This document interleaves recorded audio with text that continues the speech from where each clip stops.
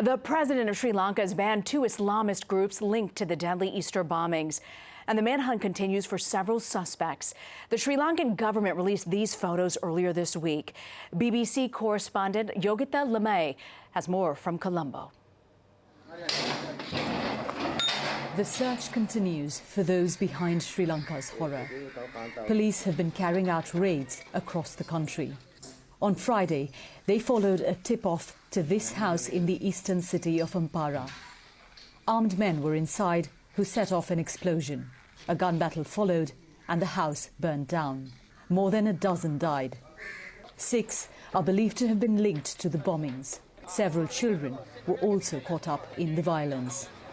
In another house in the same city, police found a huge stash of bomb-making material. A discovery that shows how grave the threat of more attacks still is. This banner of the Islamic State group, which has claimed responsibility for the Easter Sunday attacks, was also found. Perhaps the most inhuman of the bombings was at this church in Batacloa, because children were the target. Young boys and girls who were attending Sunday school. The BBC's Tamil service spoke to a pastor who recalls seeing the bomber. Bag on his shoulder bag on the photo there. He was wearing a shoulder bag and a camera bag.